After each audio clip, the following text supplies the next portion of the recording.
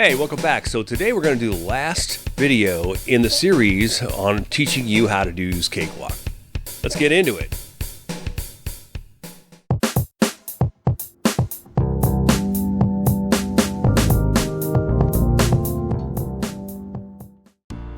Okay, so the first things first, I'm going to go ahead and turn that Sanford reverb off, is I'm going to expand the view and make sure all three of these tracks are relatively even.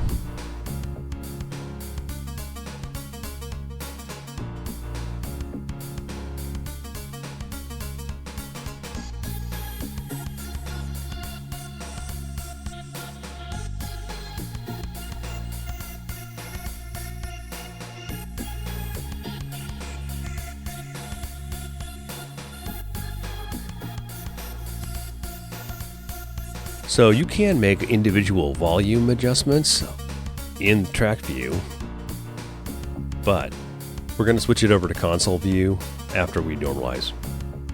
Okay, so if one of your tracks is kind of low in volume, you can adjust that and normalize it, bring it up to a certain standard that would match the other tracks. You go to process and then, actually first you have to select the track first, and then you go to process, apply effect, and normalize. So then you're going to normalize this to like a -1 or -2. You almost never go all the way to 0.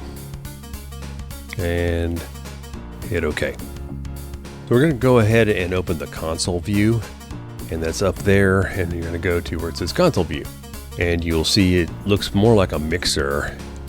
So the idea is that you can hide the track view because we're not recording anymore. Also, you have a track for every single piece of audio and MIDI. Yeah, so I took the view for the tracks all the way up, so we don't need to look at those anymore. We also have individual volume control here, as well as pan and built-in equalization per channel. Okay, so we're going to talk about buses. They're over here on the right-hand side. You've got a master bus. That's right there, and that is for the overall volume for everything.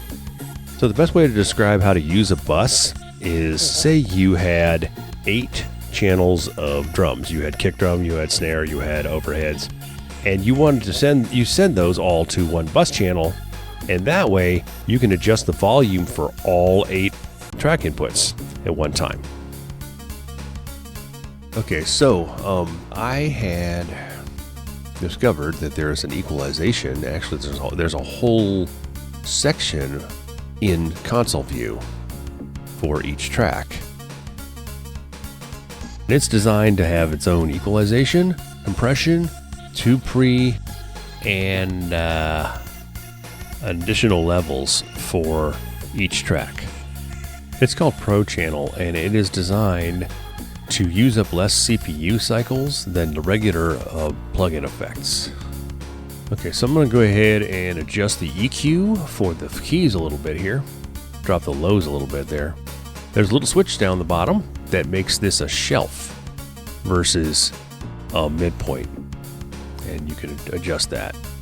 By rolling off the lows, I'm making room for the bass guitar. You have to kind of tune it that way. Let's listen to it. Let's get the level now.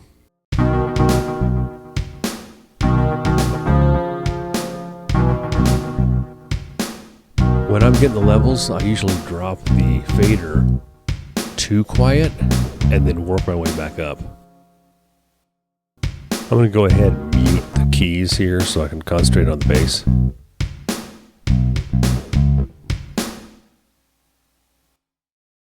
So you want to be careful with your overall level.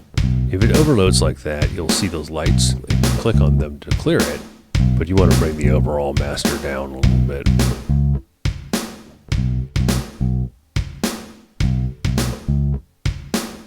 In order to turn the Pro Channel off or on, you've got that button right there. So I'm going to go ahead and dial in the bass.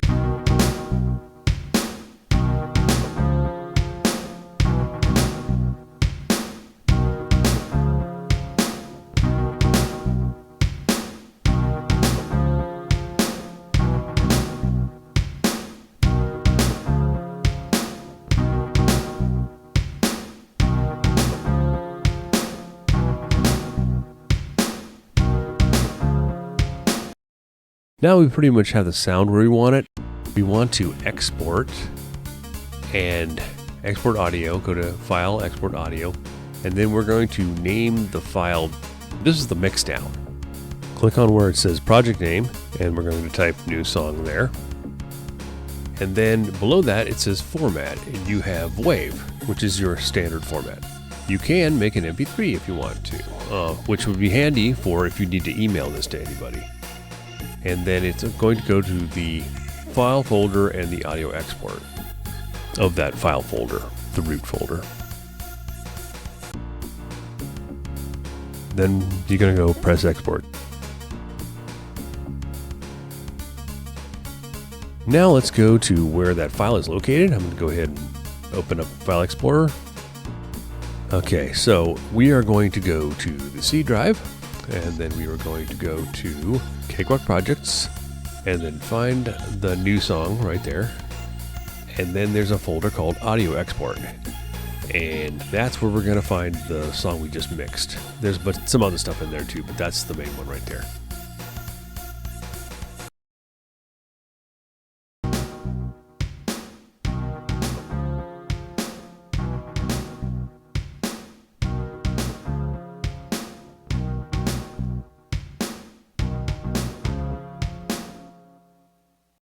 So that's going to be it for this song and this tutorial. Cakewalk is going end of life, so I won't be pursuing training anymore on this in the future. This is the last video I'll be doing about Cakewalk. It's going end of life, and it will be replaced by Sonar. My next Audio Nuts and Bolts series will be all about FL Studio 20. It is a widely used DAW for music creation using VST instruments.